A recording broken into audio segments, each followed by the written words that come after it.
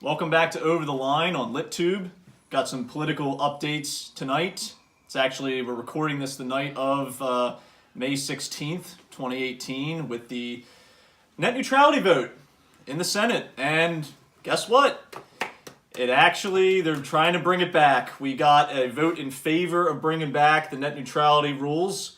We had 3 crossover Republican votes, one from Senator Susan Collins, one from Lisa Murkowski, and one from John Kennedy, and the rest was pretty much unanimous among the Democratic senators.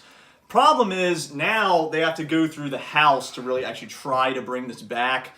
There's some speculation that that's most likely not going to happen, but that this can be kind of like a rallying cry for the Democrats going into 2018. But Gerald, how do you see all of this developing?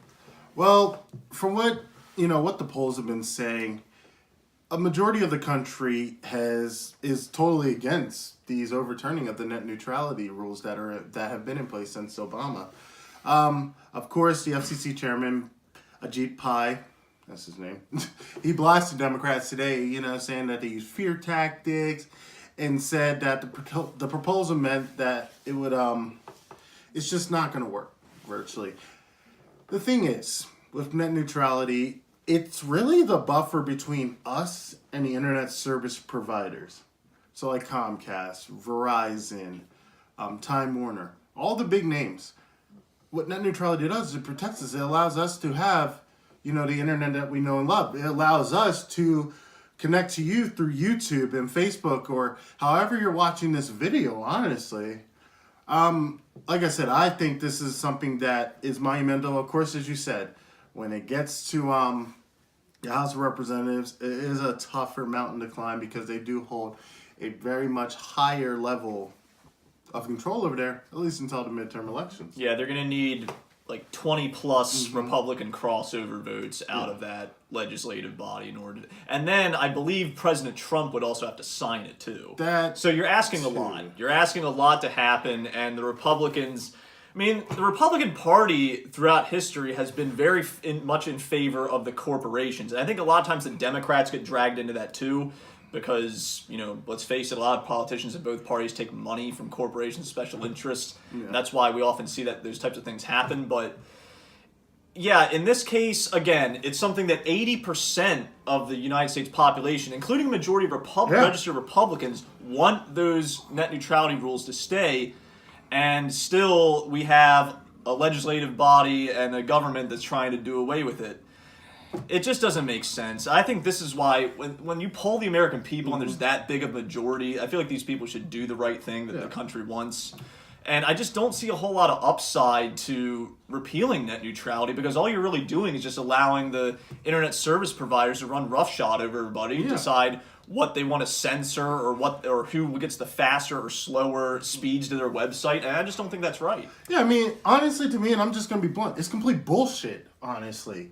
When you really think about it from the point of view that 80% of Americans are against this, and, to become a congressman, you need majority vote.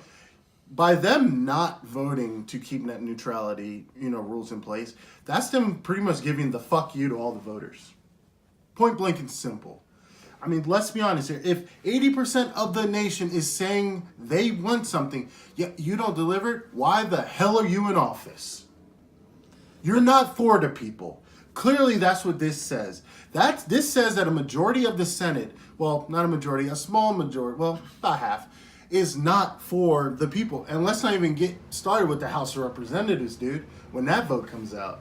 Again, it's bullshit, and it just shows how shitty our government, at least how the legislative branch is. And by the way, this is not the only issue where it's like that. No. If you polled the people in the United States and asked them, should corporate and special interest money be allowed in politics? I bet you like 90% of the people say no. Of course.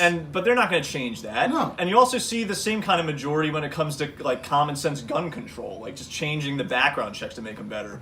Like 90% of people want that. They still don't do it.